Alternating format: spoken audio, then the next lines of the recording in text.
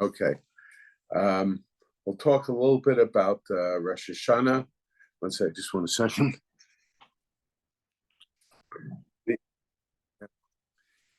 The first day, Rosh Hashanah, we talk about the Kriyas Torah is Hashem Palkad Asara.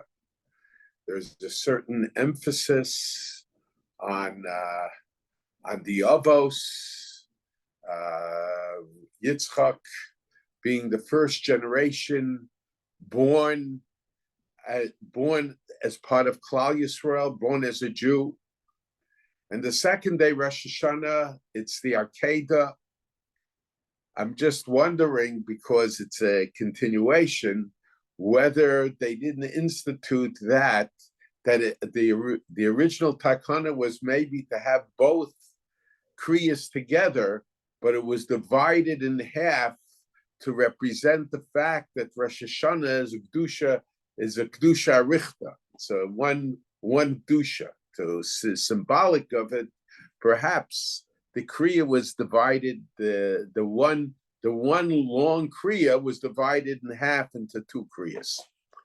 But in any case, so two. On one hand, we see that Rosh Hashanah is dedicated to the Avos, to Imos, and the other hand, we see that Rosh Hashanah is also dedicated to the Akeida.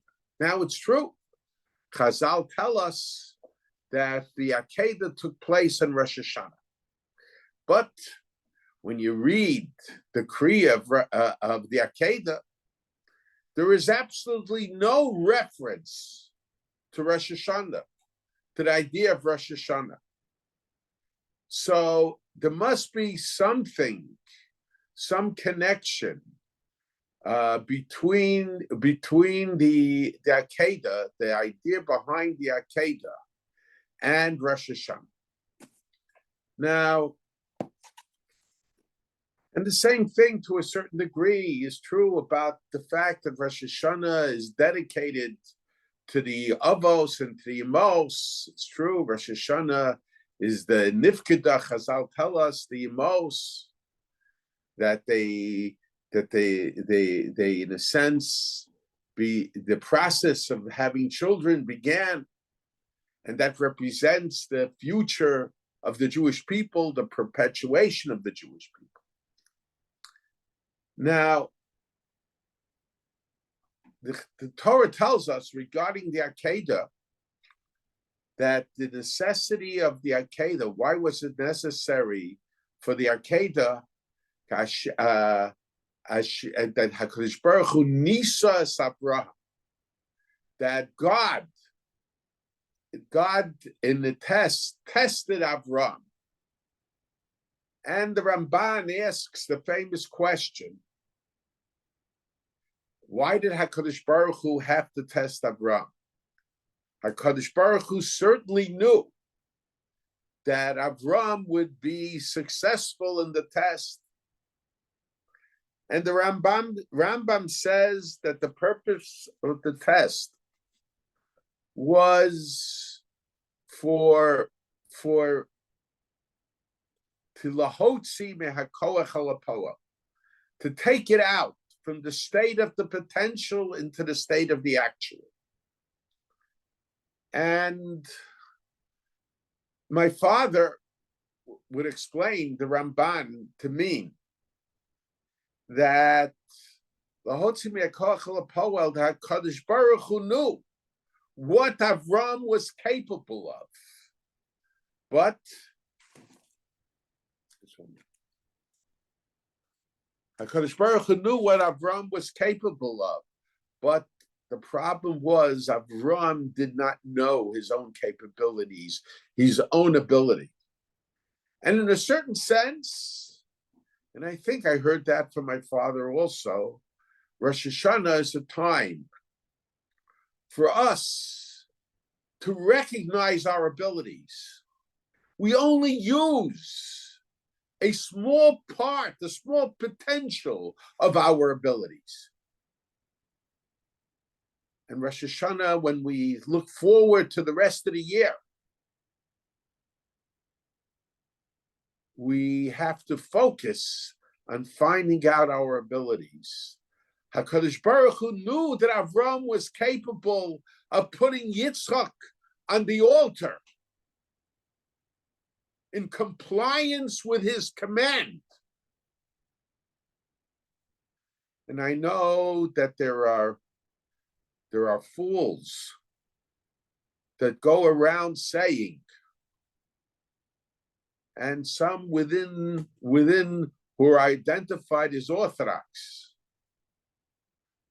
that Avraham actually failed his command, the test. Chas v'sholom to say such a thing. But that HaKadosh Baruch Hu knew that Avraham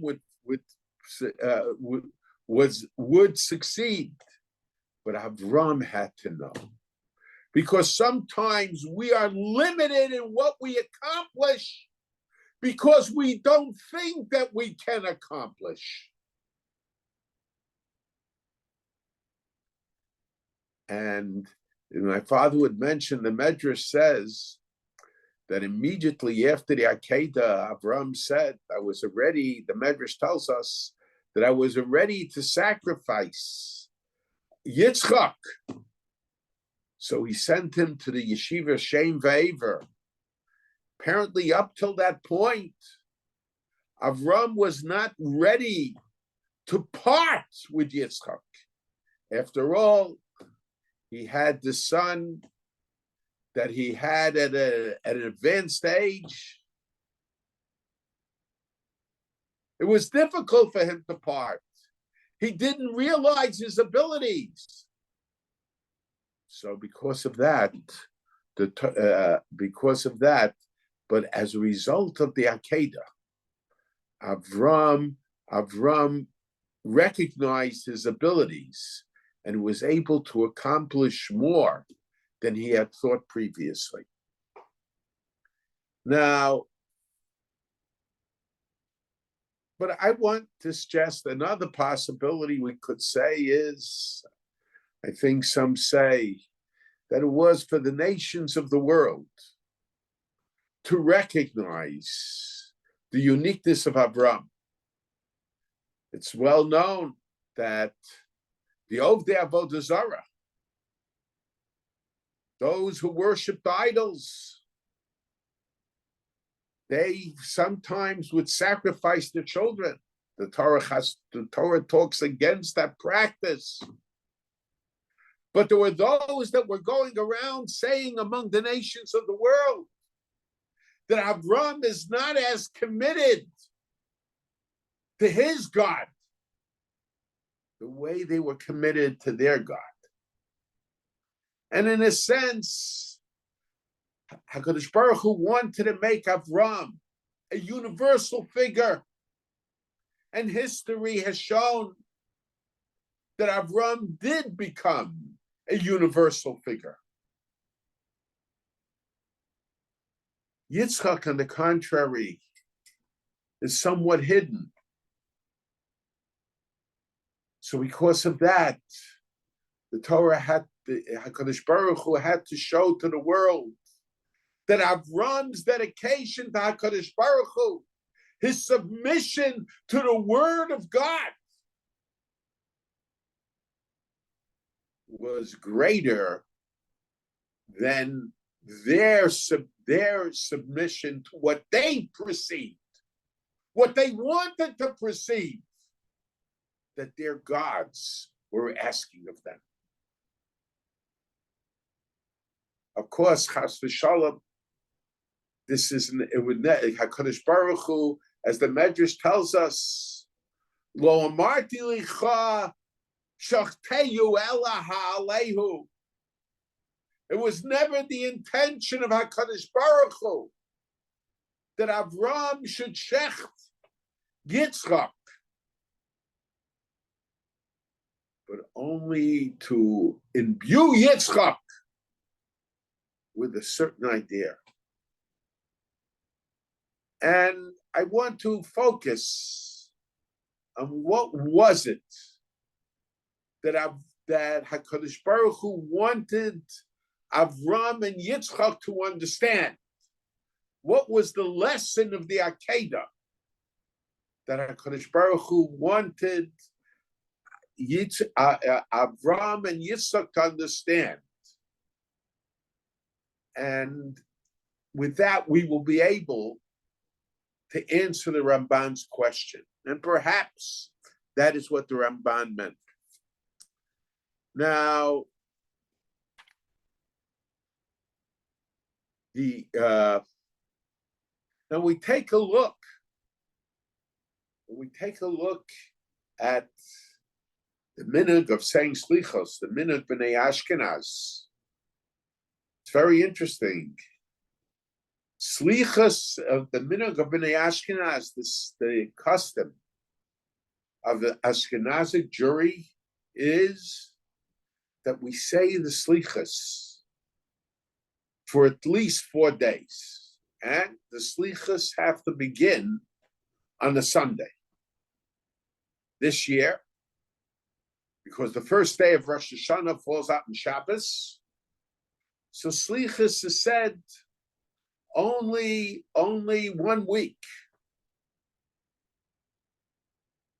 Next Sunday or next Motzei Shabbos, whatever the custom is, but it's said for only 1 week because we have more than 4 days in that week. But let's say if Rosh Hashanah should fall out on a Monday or Tuesday,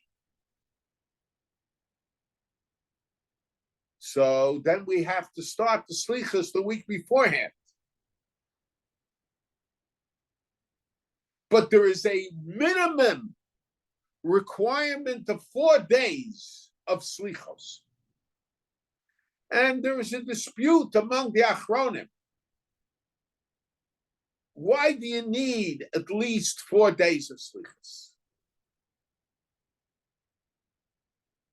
Some Achronim say because the minhag of slichos was accompanied with fasting. And there are 4 days in the Aseres Yemei Tshuva when one is not allowed to fast. You're not allowed to fast on the 2 days of Rosh Hashanah, even though there is a machlokas about that point. You're not allowed to fast Erev Yom Kippur,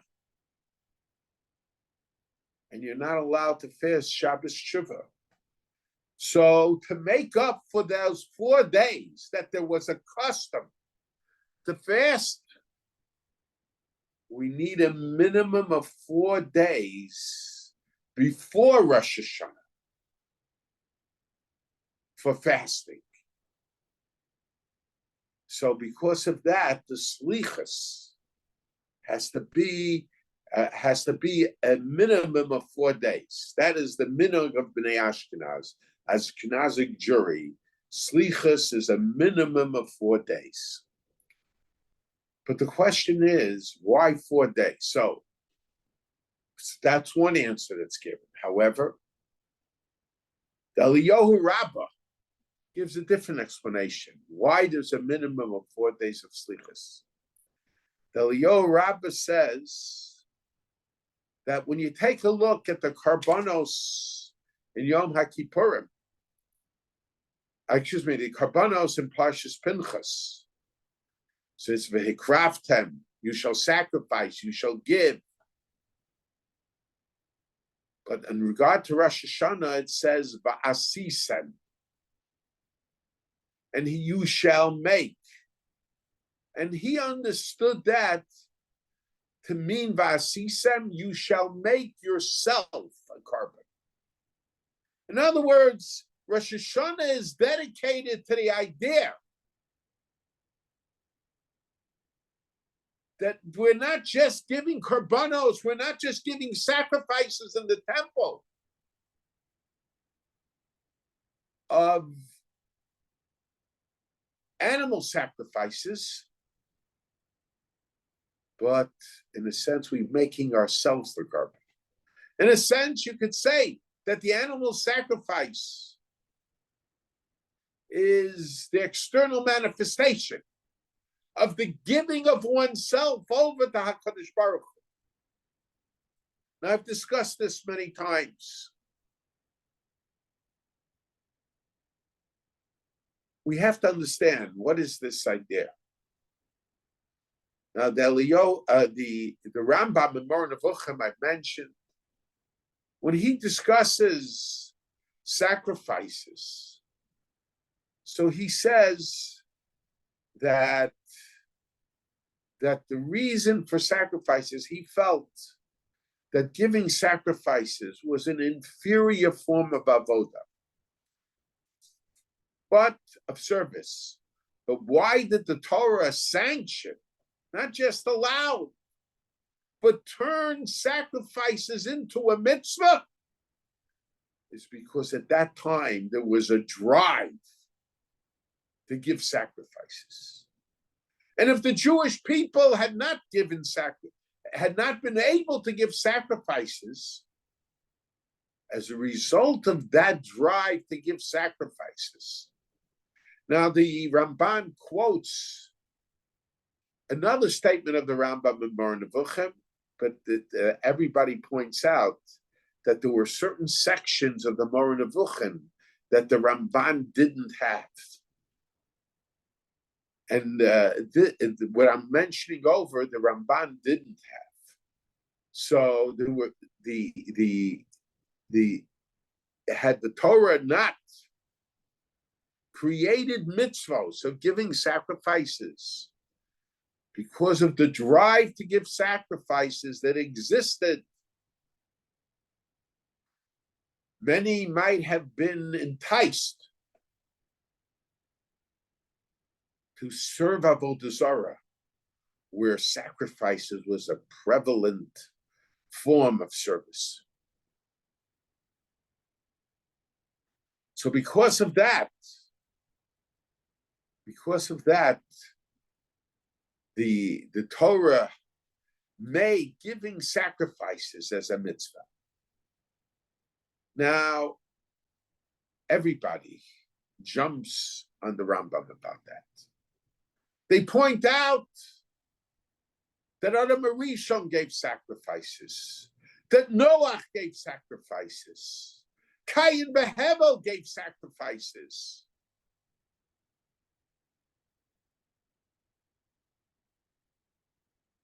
So how could you suggest that the purpose of sacrifices was only to accommodate and to negate the tendency of man, the drive in man to give sacrifices?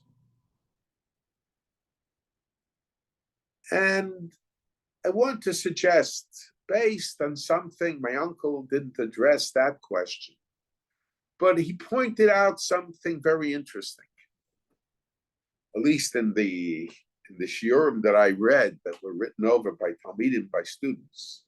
That question wasn't addressed. I'm sure that in the other shiurim, my uncle certainly addressed the questions that people ask against the Rambam, but I don't know the answer that he gave. But my uncle pointed out that when you take a look up till the Akeida, the Torah tells us that Avraham made mizbechos. Up till the Akeida, not including the mizbech of the Akeida, Avraham made 3 mizbechos. Matter of fact, there's a shita that originates from the time of the Gonim, yet earlier than the time of the Gonim, almost from the time of the Chassimus HaTalmud, that the minhag or the halacha, there's a discussion about that, of having 3 matzos at the Seder correspond with with the three matzos, with the three mizbechos, the three altars that Avraham built before he received the command of God for the Akeida. And the Torah only tells us that he made mizbechos, that he made altars. The Torah doesn't tell us that on the three altars, Avraham gave a korban, gave a sacrifice. Apparently, and certainly according to the simple reading of the Torah, we don't find that he gave sacrifices. We find that he called out to God there. He dedicated himself to God. But we don't find that he actually gave sacrifices. The first sacrifice that Avraham gave was at the Akeida, when he was told to put Yitzchak on the altar, to take his son, his only son, Yitzchak, and place him on the altar.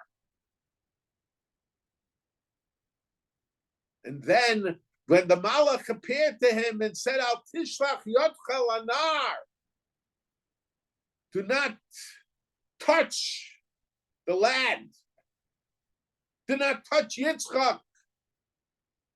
So he took an ayol, he took a ram, and put that ram in place of Yitzchak. And that was the first korban, the first sacrifice that Avraham gave. So we have to understand, and so what was the purpose of the three mizbechos? And the purpose of the three mizbechos, my uncle said, was that Avraham was giving himself as the korban, as the sacrifice. The way I understand it is the nations of the world were giving animal sacrifices. But Avraham didn't, he wanted to show, and I'll explain why, that he's not giving animal sacrifices. He's giving himself over. So the question is, so why is it that Adam Arishon gave sacrifices?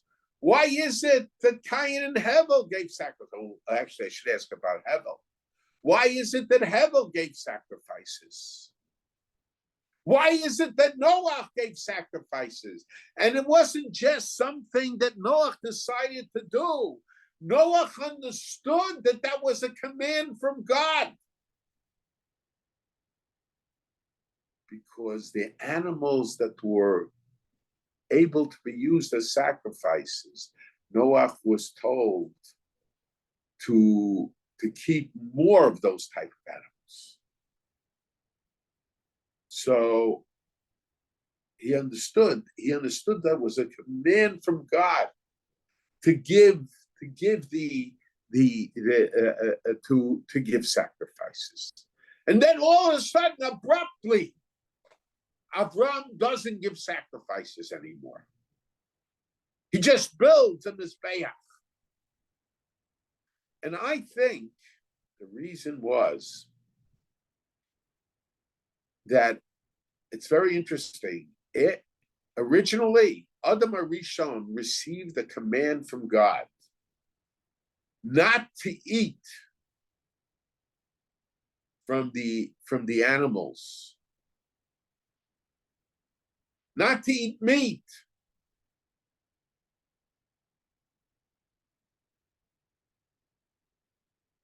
And that command was removed, that prohibition was removed only after Noah gave his sacrifice. In other words, it appeared that once animals could be eaten, so there was a perception among the Ovdei Avodah Zarah. This is what I want to suggest.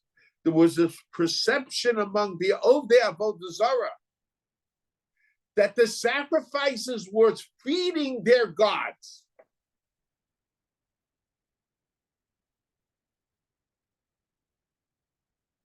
And there was a fear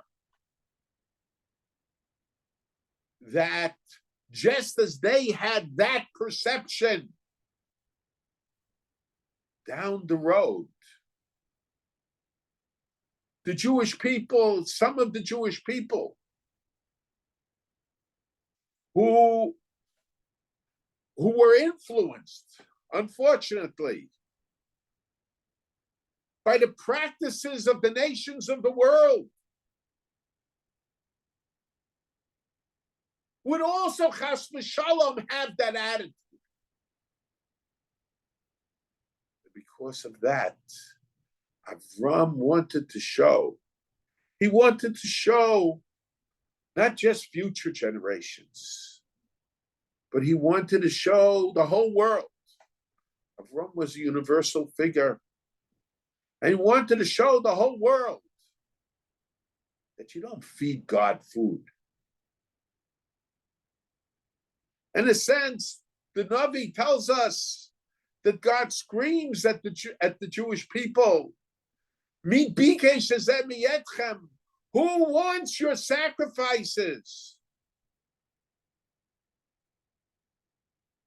I don't need it.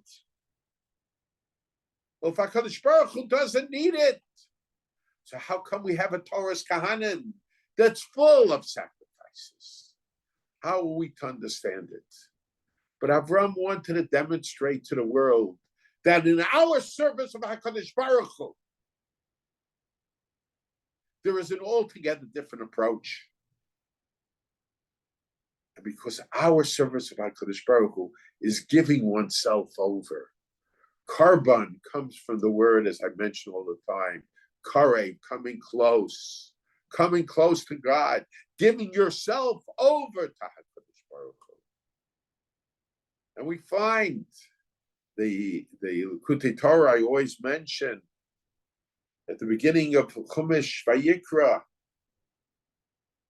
The beginning of Chumash Vayikra, the Torah tells us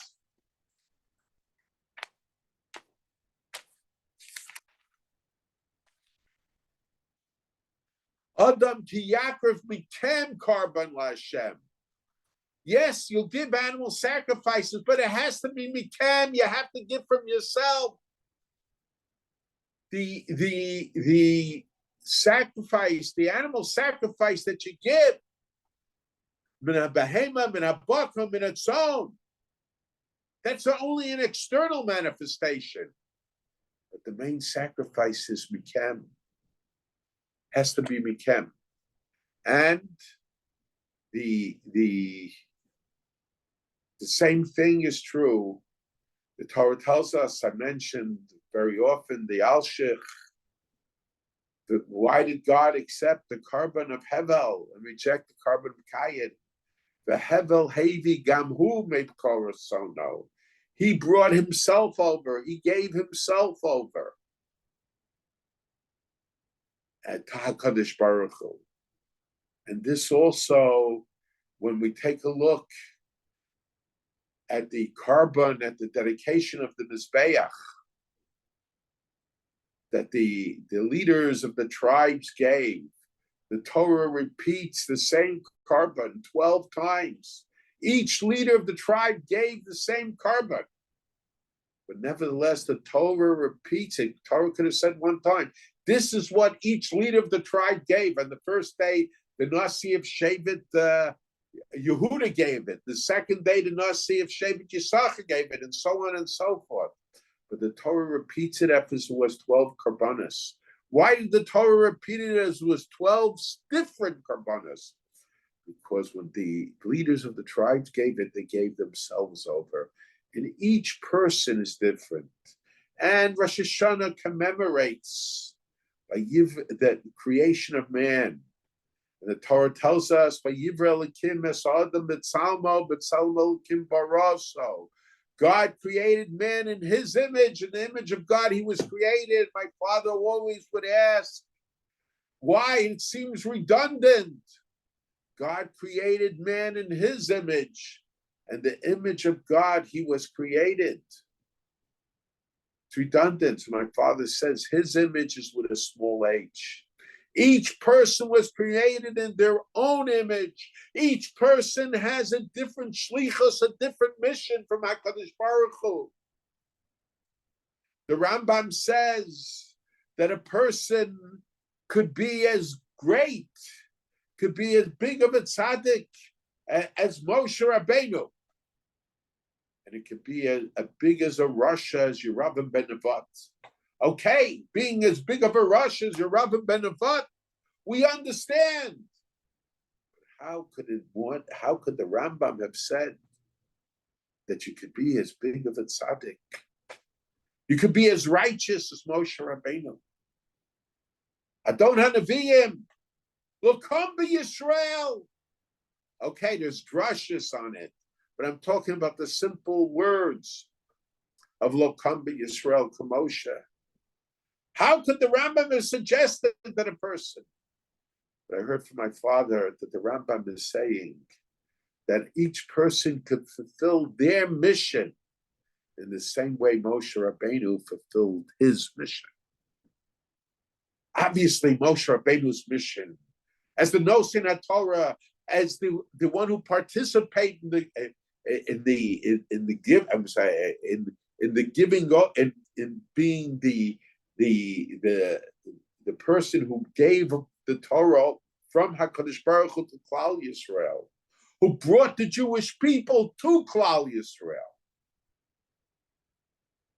So his mission was a greater mission than ours, but we have and had the capabilities of fulfilling our smaller mission in the same way that Moshe Rabbeinu fulfilled his greater mission.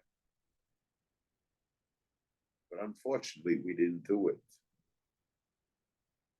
My father would always say that in the Yom Kippur, in the Vidui, he would mention the name of Rav Kook. God, until I was created, I wasn't worth anything because I had a special mission and my mission could only be fulfilled at this time. But now that I was created at a time that I could fulfill my mission, what good is it? I didn't fulfill the mission. It was like I wasn't created. So the Aseret Shemei Tshuva, the days of Tshuva, we are held responsible, not for why we weren't like the Rambam and Rabbi Akiva,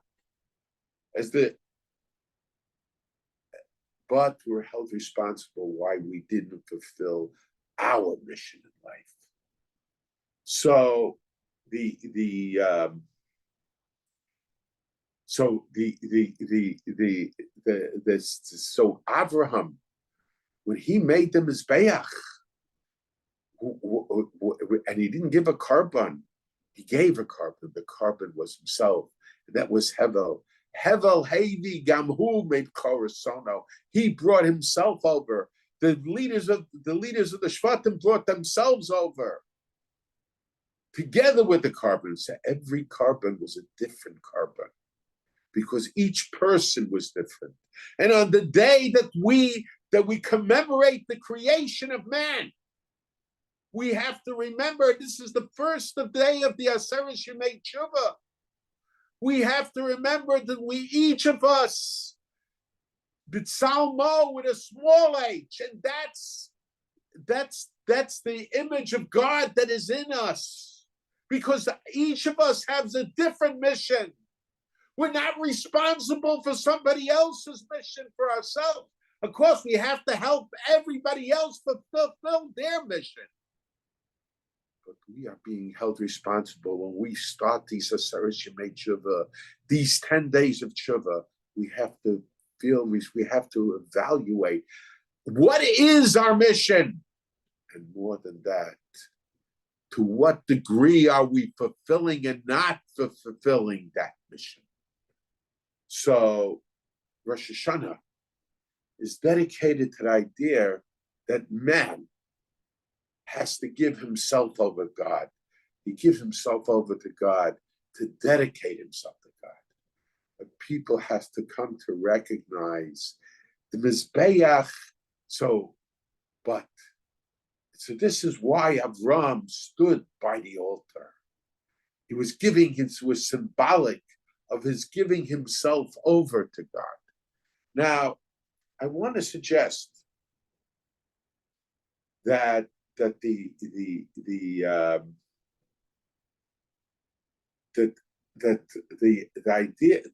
of the Akeida. Now we take a look at the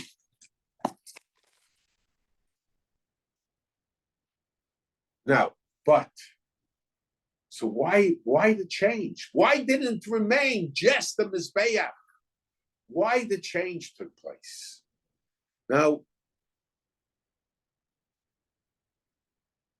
and it's very interesting when you take a look. The idea is because Maisa Avo similar banim. What's the idea of Maisa Avo similar banim?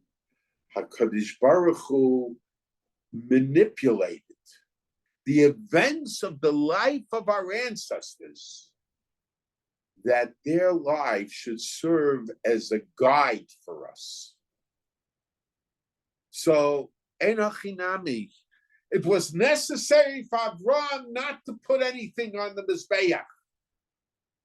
But HaKadosh Baruch Hu realized, of course HaKadosh Baruch Hu realized, HaKadosh Baruch Hu knew that ultimately Jewish people will be enticed by the nature of the service of the Umos Olam. Very often, we are enticed by the way the Umos Olam celebrate their holidays. So, because of that, the Torah said that HaKadosh Baruch Hu told Avraham, because of the future,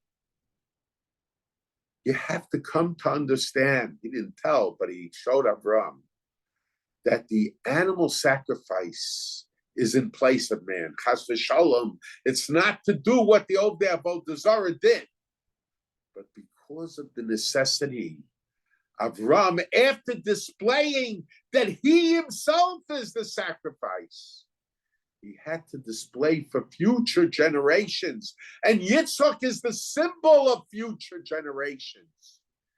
For future generations, yes, we give an animal sacrifice, but the animal sacrifice is in place of man. Now, it's very interesting.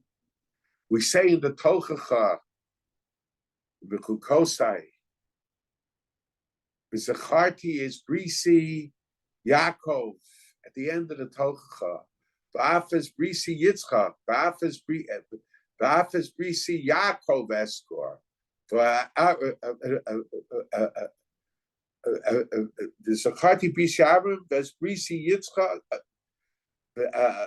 B'zacharti Brisi Yaakov, Brisi Yitzchak, B'afes Brisi Avram, B'afes Brisi Yitzchak, B'afes Brisi Yaakov Eskor. So Rashi asks the question, Zachar is not mentioned by Yitzchak. Why isn't Zachar mentioned in the Yitzchak? So Rashi says, because Afel She Yitzchak, Nira Lefanai, Savar Munach al Mizbeach. Okay, Munach al Mizbeach. We understand the idea of Munach al Mizbeach, but Savar means piled. What's the significance of piled? Okay, Chazal say that they wanted to know the Makom HaMizbeach. So David saw the Afro Shal Yitzchak, obviously the Mara Hanavu of some sort. But what's the idea of Tzavar, piled high? But I think the idea is that there is a difference. There is a difference between schira and re'iyah. Seeing and remembering. Remembering is something of the past. Seeing is something of the present. The Jewish people sometimes, what is the purpose of the Avos and the Emos? Moshe Rabbeinu is the one who gave us the Torah. But what do we learn from the Avos and the Emos? Is character traits.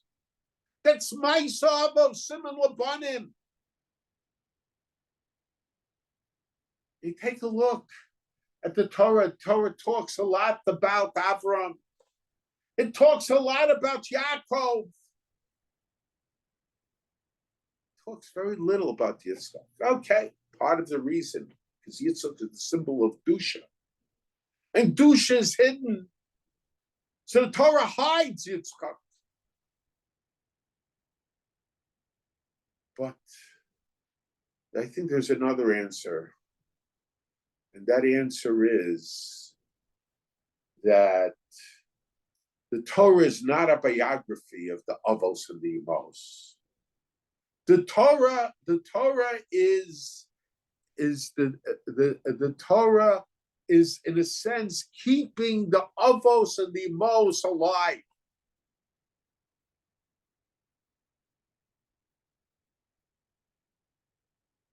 The Torah tells us after what HaKadosh Baruch Hu says, Hamechasani me Avraham.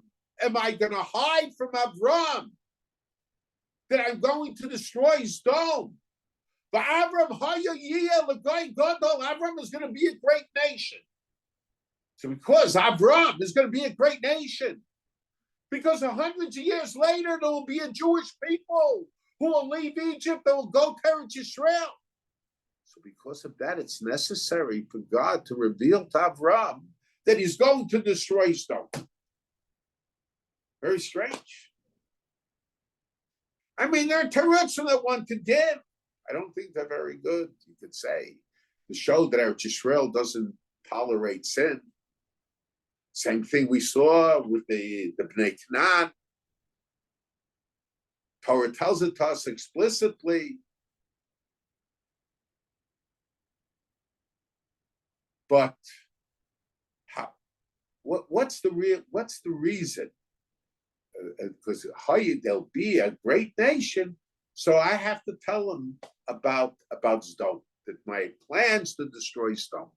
How are we to understand it? But the answer is, it was necessary for HaKadosh Baruch to tell Avraham because Leman Ashid, he says, Leman, why? Leman Ashid Saba as Banav as base of Achrav. Because he commands his children, his house and his children after him. What does it mean after him? So the simple explanation, and that's certainly true, Ashid Saba as Banav as base of Achrav, after him. After he's gone, years later, that means Avraham serves as an example for future generations. And the truth is, Yitzchak and Yaakov also, they serve as an example for future generations. But my father explained Achrav in an additional manner, in another manner. Achrav by his example. Avraham taught by his example. The Avos teach by their example. When the Torah and the Chumash Bereshis talks about Avraham, Yitzchak, and Yaakov, they're keeping them alive to serve as an example for future generations. Avraham is not the one who tells us the mitzvahs HaTorah, even though he kept the mitzvahs HaTorah. Yitzchak is not the one who tells us about the mitzvahs HaTorah, even though he kept them. Yaakov also.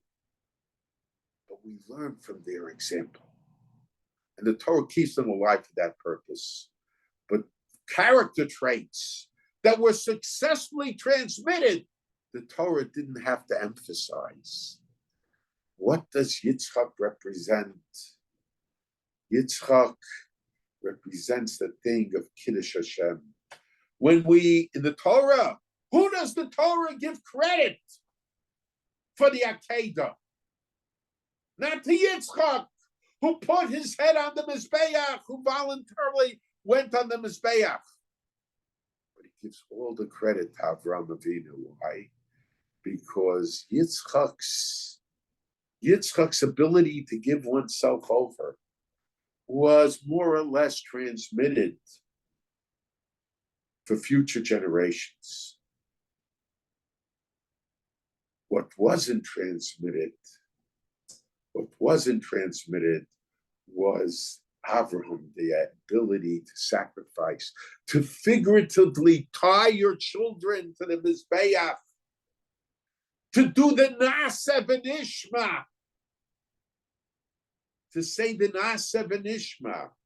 Yitzchak, according to the Zohar, is identified with Shavuos, with Matan Torah. His being tied to the Mizbeach is the Naaseh v'Nishma. Many people, they are ready to dedicate themselves, they're ready to make sacrifices for themselves, but throughout the generations, they were somewhat less hesitant. They were more hesitant to tie their children to the Mizbeach, figuratively. Of course, we don't demand, HaKadosh Baruch Hu doesn't demand that in a literal sense, Chas v'Shalom. So the idea of the Avos and the Emos is, so I would say that this was the reason why the Torah tested Avraham. Not that HaKadosh Baruch Hu needed to know, but the Jewish people of future generations needed to know. They needed to know Rachmanim, the idea of Rachmanus. What did the Torah tell us? It tells us about the malachim that come dressed, that Avraham gives them food, Gemilus Chasadim. It tells us about Sarah Behine Ba'oel, by Shanin. It talks about Avraham pleading on behalf of Sdom, Rachmanim, the character traits of a Jew. Torah keeps them alive, that we should learn about it. Now, the most, there isn't much, and actually in the Torah you do find somewhat, especially in the laning of Rosh Hashana, you find about the Sarah being on guard, about Yishmael, to be careful about the environment that the children are brought up with, the traits that they learn from people in their environment. And perhaps that was not something so successfully transmitted. I'm not talking about limiting friendship because of gaiva, as Rav Steinman would say. Gaiva, gaiva, gaiva. But the traits of the child, the character traits. A child can come from from home and have better character traits than the those who come from home. You know, I have children that were born with problems, autism, brain damage. Years ago, it's almost shameful to say that children who objected to associating with these children were the parents from the frum homes, the children from the frum homes. They were scared in the young age that it'll affect their shidduchim years later.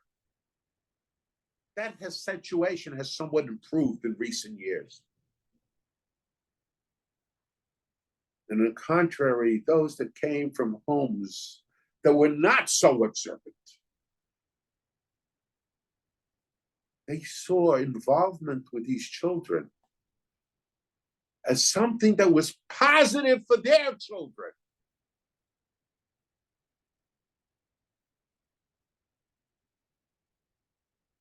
The others learned more Torah, there's no question about it. But the question is, who did they get their character traits from? It certainly wasn't the character traits of Avraham, Yitzchak, and Yaakov. V'yahavta l'reacha kamocha can't be just a song that the children are taught in kindergarten. It has to be part of them. To help the handicapped. But they're scared that they'll be identified with them. That somehow the parents were so nuts that it'll affect their shidduchim later on.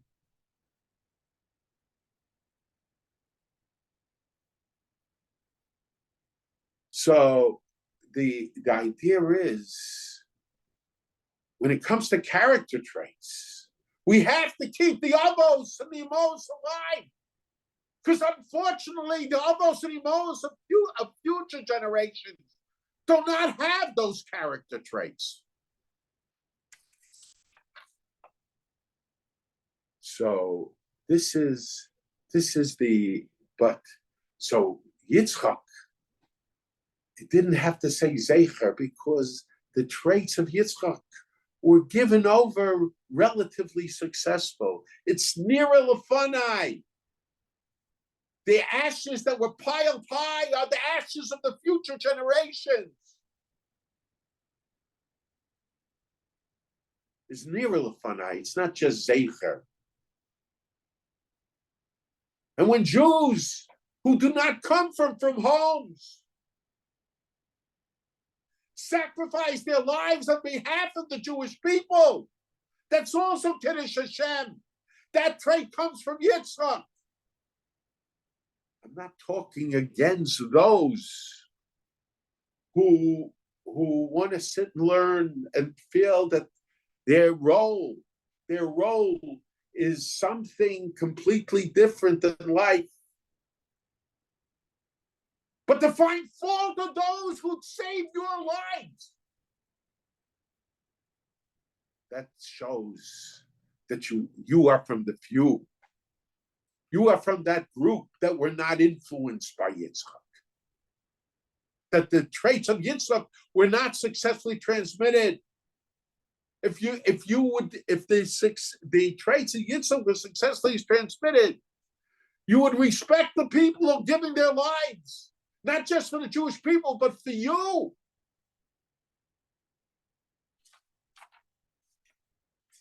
And the role of the emos was more successfully transmitted than the avos. And I assume that part of the reason, and what those traits were, we only know in the Torah the traits that were not so successfully transmitted. What were the traits of the emos? Those were the traits that were given through the nurturing process. And because of that, it could be that the Torah doesn't emphasize the role. The Torah is not a biography book. The Torah is here to teach. And the traits that are transmitted through the nurturing process has somewhat been more successfully transmitted than the traits that are transmitted later. So I think that perhaps that's the reason why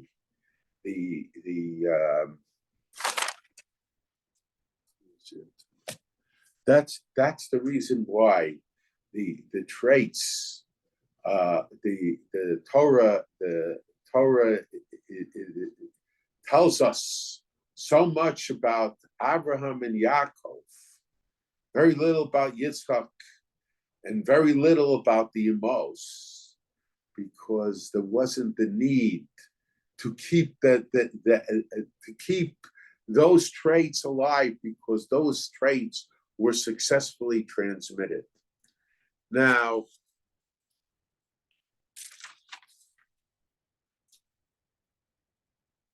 I think that this is what the idea of Rosh Hashanah is. The idea of Rosh Hashanah is recognizing the Avos. We plead to God for in the schus of the Avos. We have zichronos to remember the Avos. But it's very interesting that when it comes to shofar, when it comes to the blowing of the shofar, we have the kios the miyushav and the kios the mu'umad. The kios the miyushav are said before davening. The kios the mu'umad, the standing kios, is said when the chazan repeats the Shemona Esrei. In a sense, it's part of the Shemona Esrei. The Shulchan Aruch said, the Gemara says that Hakadosh Baruch Hu says, "Blow the shofar before me, and I will remember the Akeida, the merit of the Akeida for you." On the other hand, so it seems that who are we blowing the shofar to? Who are we reminding about the Akeida? And when we remind about the Akeida, we're reminding about all the Yavos. We are blowing it to HaKadosh Baruch Hu. On the other hand, when we make the bracha, we say Lishmoa kol shofar. The mitzvah's for us to hear the shofar. Are we blowing the shofar for HaKadosh Baruch Hu to hear? Or are we blowing the shofar for us to hear? And I think the idea is that's the difference. La'arvei v'sasatan. Why do we have 30 kolos beforehand and 30 kolos, 30 sounds before the Shemona Esrei, before the davening, and 30 sounds during the davening? The davening emphasizes the importance of blowing the kolos to HaKadosh Baruch Hu. But a person might think it's only HaKadosh Baruch Hu that has to be reminded about their Akeida. It's only HaKadosh Baruch Hu that has to be reminded about the Avos and the Emos. So the first 30 kolos come and tell us the mitzvah of shofar is not a mitzvah of reminding HaKadosh Baruch Hu. Of course, we have to blow it to HaKadosh Baruch Hu. It's part of the tefillah. But we have to listen ourselves to what we're reminding HaKadosh Baruch Hu. When we stand Rosh Hashanah and we invoke the schus of the Avos, we have to know it's not just HaKadosh Baruch Hu has to remember. We have to remember also. We have to learn from their personality traits. And if we don't learn from their personality traits, then it's very difficult to understand how HaKadosh Baruch Hu, by what right we have to invoke the schus of the Avos. So in this Rosh Hashanah, when we ask HaKadosh Baruch Hu to remember the schus of Avos, we have to remember it also, and to let our personality be influenced by the personality traits of the Avos and the Emos. If anyone has a question, please put it in the chat. What are we to make of the midrashim that say Avraham did partially Shech Yitzchak? And maybe I think my sense of those midrashim is that the medrash is trying just to describe how committed he was to fulfilling the word of HaKadosh Baruch